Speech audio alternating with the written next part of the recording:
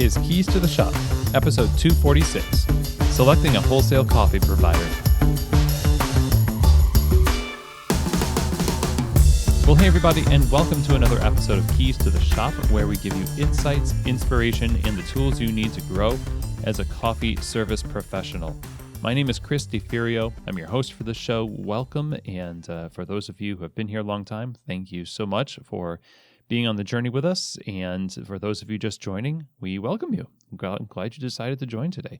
Now, if you could, I would ask that you subscribe to Keys to the Shop. Just hit subscribe wherever you get your podcasts, and that way you'll be always up to date with new episodes. And also, we're trying to get to 200 reviews on iTunes by the end of the year. And so it's like 2 months away, basically.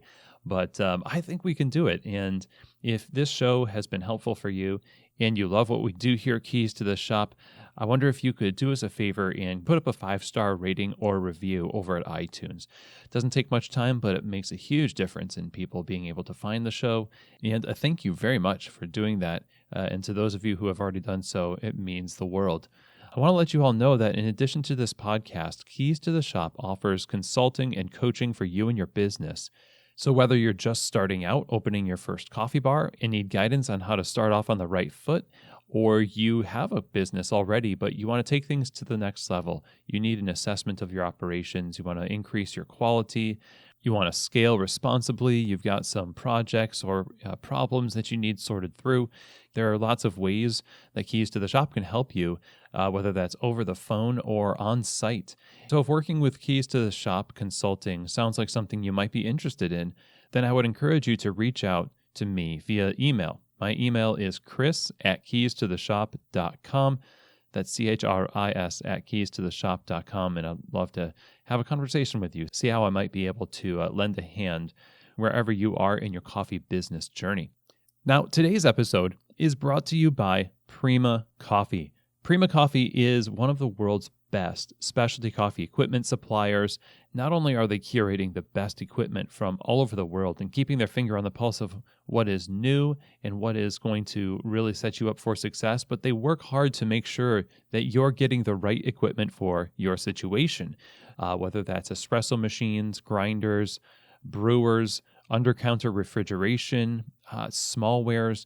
And they also have an amazing amount of resources to help you learn about coffee, learn about the equipment, and set you up for success in your business.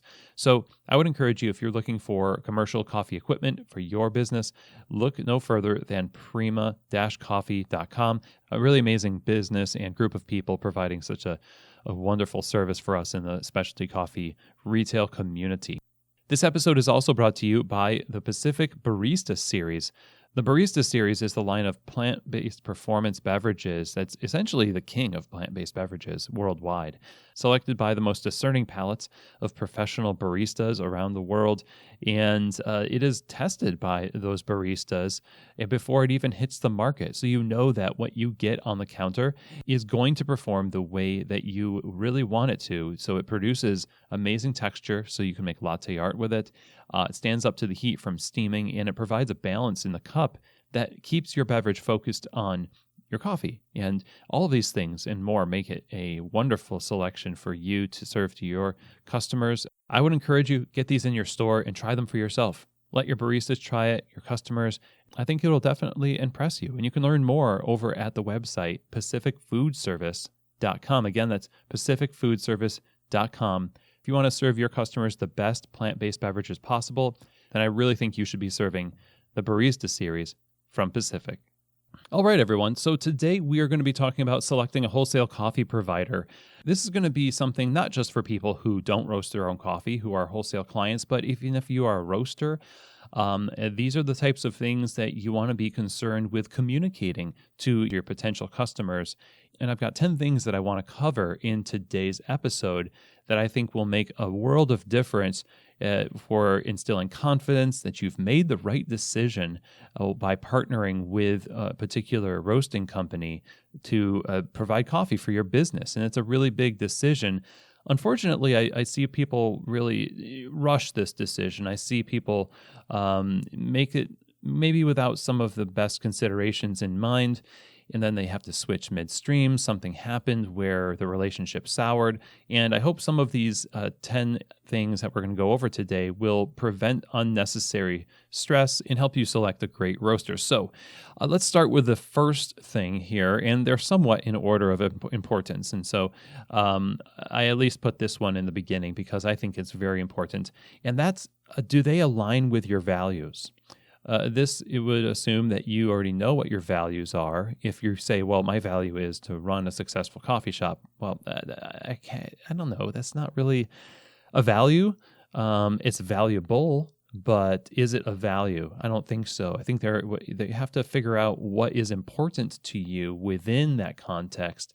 So if there's a value of treating people kindly, if there's a value of giving back to the community, is it that you're very concerned about sustainability and eco-friendly packaging? There are a lot of different areas that your values can land in, and it's important that you have a partnership with a company that you're going to be buying hundreds or thousands of pounds of coffee from that aligns with your values so you can sleep better at night, and you can also communicate to your customers that you partner with this company that helps further the cause that you are advertising to your customers that you support yourself. So it wouldn't look really great for you to be a sustainable cafe where you're trying to be zero waste and your roaster has excessive packaging that's not biodegradable, that's not sustainable. And your customers would scratch their head and be like, well, you've got this big effort where you've got community gardens you donate to, you make sure that all these sustainable projects are in place. But when you use this roaster, it seems like this roaster is pretty wasteful.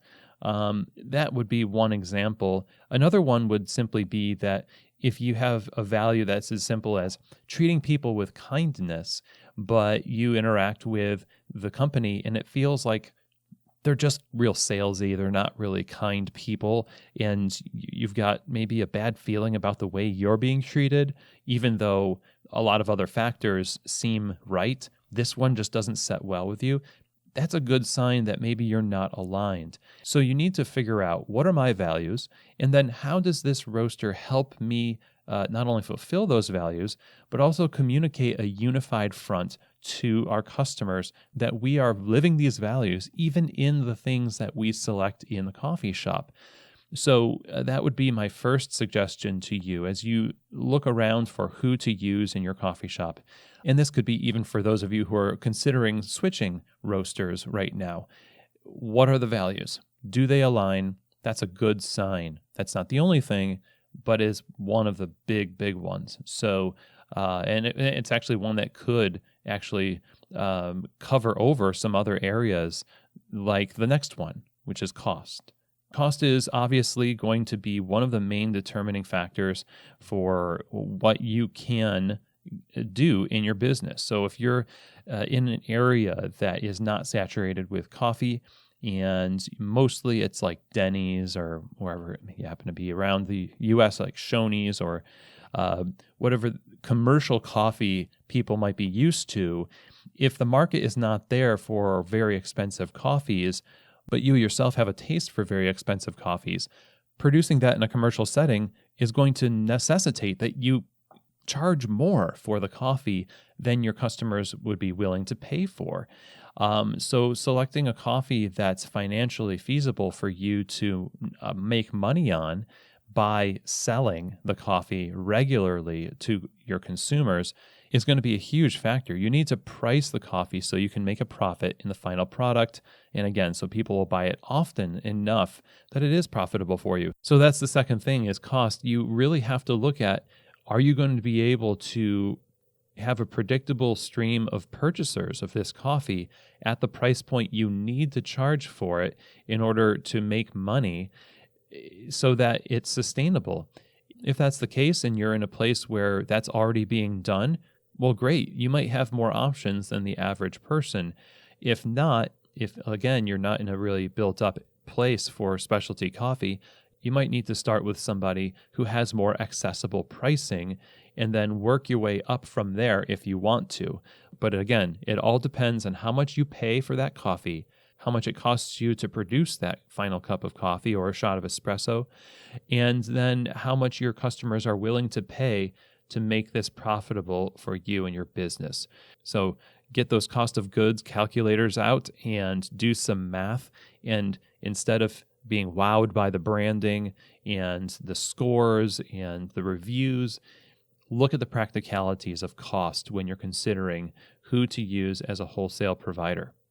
Now, that would lead us to the next item, which is forecasting the amount of coffee you're going to need per week, and you need to know that that roastery can handle that volume. So if you are an existing retailer and you've built up your business to the point where you're going through hundreds of pounds of coffee per week in your locations and you want to switch to a wholesale provider, you might not want to start with an upstart roaster that, a friend of yours from college started because they're your friends and they, you want to do well by them. That might not be a good idea because they are not going to be able to keep up with the demand, and good intentions don't pay the bills. So you need to match the volume of your business with the capacity of the roastery and determine if they are structurally able to actually support your business with coffee consistently. And there are lots of situations where I've been in over the years. I personally have never roasted coffee, but have worked for many roasting companies where they will, and they do, because they need to build their business, say yes to large accounts. And in the back end, they are thinking, okay, I don't even know how we're going to do this.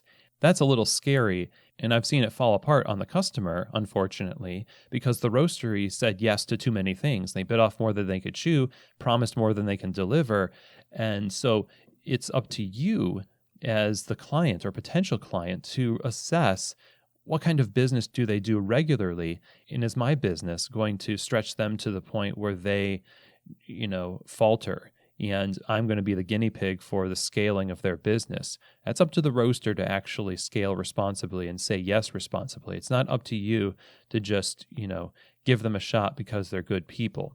So forecasting the amount you need and matching yourself with somebody who can handle that volume, who is set up to produce something consistently for you, is really critical as well. Now, with all of these things, the values, the cost of the product, you can make a profit off of it, and people will buy it often enough that it is profitable, so everybody wins, and this is a good, sustainable model.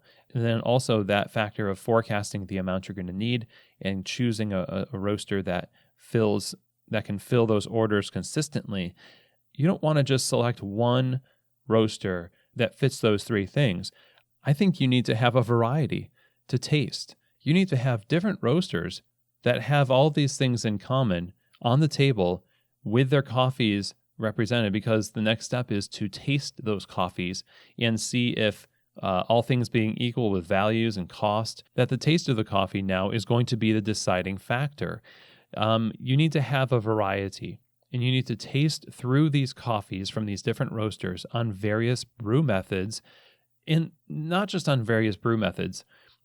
Specifically, you need to taste these coffees on the water and on the equipment that you will be using in your store. It's very important that you not select coffee based on how you cup that coffee on the cupping table, because unless you are serving your customers in cupping bowls, it just doesn't make sense to create tasting notes and make decisions based on the taste of the coffee in the cupping bowl alone. You need to brew it on batch. You need to brew it on pour over. You need to put it in your espresso machine, make lattes, make cappuccinos. And this is necessary because when you put it on the cupping table and you get all of these amazing flavors, those don't necessarily translate to what you're going to serve your customers. And you might feel like, where's the coffee that I tasted before? I just don't understand. And it all comes down to making decisions within the appropriate context. Again, select a variety of coffees from a bunch of different roasters and taste them through the brew methods and the water that you're going to be using on the bar to serve your customers.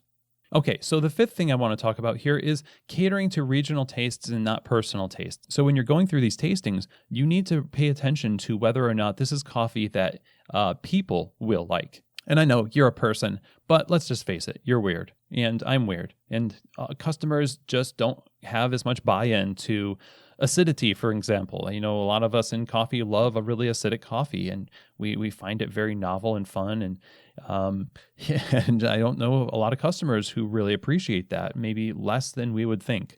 But we need to be grounded in reality. We need to figure out what the regional tastes are and make sure that this roaster you're going to select has the types of coffees in their lineup that your customers are going to like. If they just have a bunch of really light roasted coffee that has a lot of the acidity that you really love, but they don't have the chocolatey, nutty coffees because it's just not what they do, you might reconsider using them if the people in your community love that type of coffee. You're just going to make a bunch of stress for yourself and wonder why people are so Philistine in their tastes and they just don't like coffee the way we do. Figure out whether the roaster has what it takes to serve the taste of your clients, of your customers. And that's going to be a huge factor in whether or not you should go with that roaster. So number 6 is going to be support. Do they offer classes? Do they offer education? I've been a trainer for a few different roasters. It really helps customers use the coffee well, find success in their operations, especially if they're just starting their coffee shop. And you never know what you're going to need from your roaster in terms of support.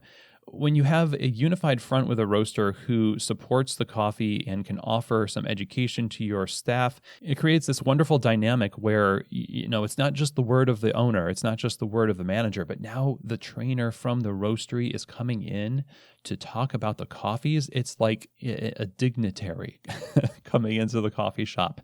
And this is the case when, children are, and I'm so sorry that I keep using children as an example. I don't think your staff are children. I'm 42, so it might be considered old enough to consider the early 20s somethings as children. But the point I'm trying to make is that there's this thing where your kid will not listen to you, but they'll hear it from somebody else or even a show. And like a cartoon and say, I learned this on whatever. I learned this value on the Magic School Bus or Ninjago, just a couple of things my son is into right now. But, you learn these values there. And we were the ones teaching him about this, right? So there is a value to having a roaster who can provide some educational resources, some support, and teaching you about, best ways to make the coffee. It really helps create a rich ecosystem of education for you and your shop, especially when you have a lot to do and a lot on your plate, and you can't be the owner, manager, trainer, accountant all the time. You just need to pick a few of those things, and your roaster could support you in some other areas. So that might be something that you consider. What kind of educational or consultative or training support do the roasters offer? Now, the next thing to consider is how flexible is the roaster? Are they flexible enough to bail you out in an emergency? If you have a bus unload in front of your establishment and people just buy tons of coffee, first of all, congratulations. That's amazing. And that's a unicorn moment. But then that happened on Thursday, but now your busy time, Friday and Saturday, it's like we don't have any coffee left. Like we need to sell coffee on these days.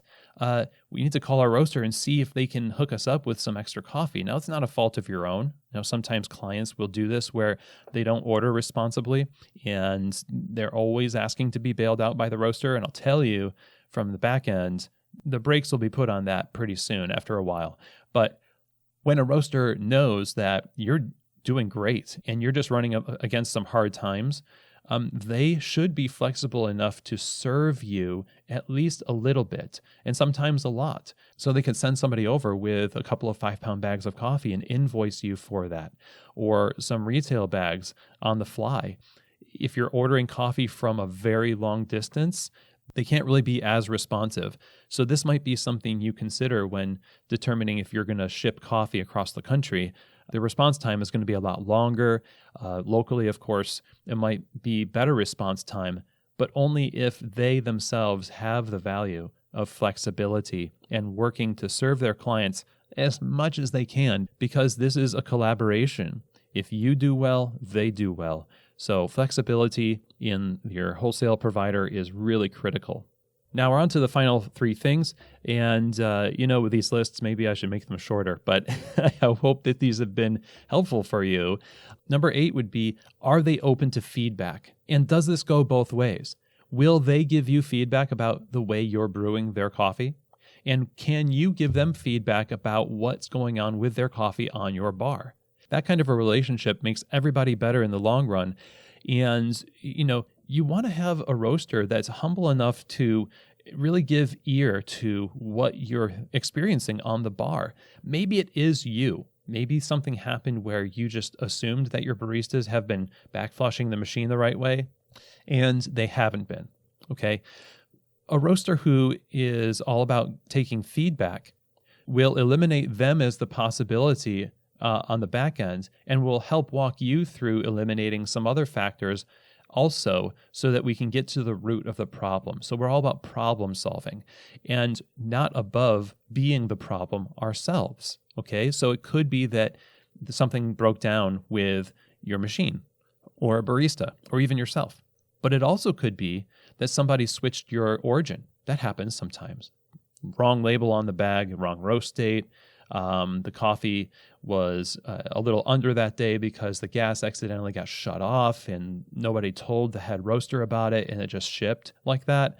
A lot of times these problems, when they're tracked down because somebody has been given feedback about a problem. So you want someone who is going to be able to receive feedback well, help you walk through problems, and also give you feedback about the coffee that they're tasting on your bar. So number 9 would be interview people who are using them. You get referrals, okay? So if you want to see how a roaster is performing with a client, ask a client. The same way that a barista puts a reference at the bottom of their application, we should be calling those references for baristas. I don't know why we don't do this as much, but we definitely need to be calling references. And it's really worth checking out what people have experienced with this roaster in real time with their business. Talk to the owner.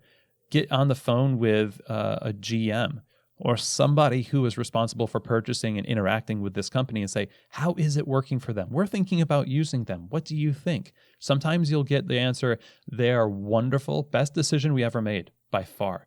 And other times you'll get the answer, they're all right. They're pretty good. Honestly, we're actually thinking about switching because X, Y, and Z, right? And so these answers will be critical reconnaissance for you to determine whether this roaster is right for you, depending on what people tell you. Maybe their problems aren't things you care about. It's not a big deal to you why they're switching. But maybe it's the difference between you making a good decision and potentially a fatal one, business-wise. So talk to people who are using these roasters and figure out what their experiences are. Don't just rely on the assumption that, they're ordering the coffee, they must be happy. That's not always the case. You don't know what's going on inside someone's head until you're actually talking to them in conversation. So I would encourage you to do that as well. Now, the last thing here I want to tell you is that you need to give yourself time. Take your time. This is a big decision. Don't just go for branding. Don't just go for cool factor. Go through all of the things that we talked about here and give yourself margin to really consider this decision because it is a big one. You're a coffee shop.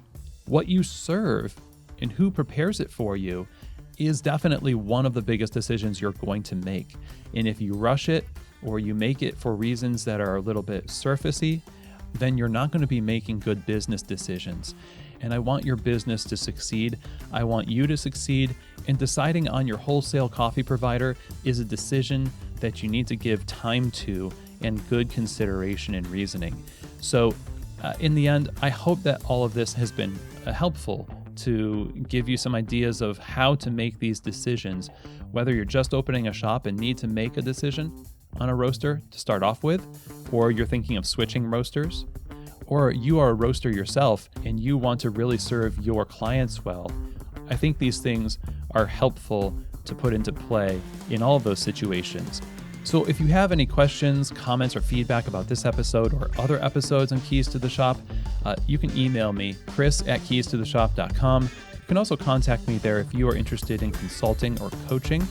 I'll be happy to talk to you about how I might be able to help you. Now, I want to mention something that I've mentioned before on the show, which is in all the show notes, I have a list of suggested episodes that are related to the topic of the main episode. I would encourage you to regularly check those out because they act as sort of a library around that subject.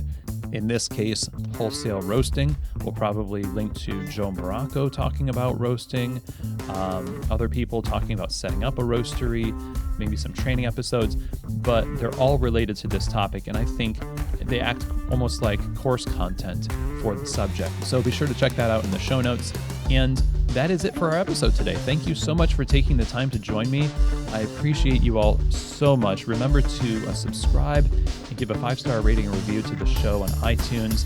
Have a really awesome day and week. And as always, I hope that this episode has truly given you keys to the shop.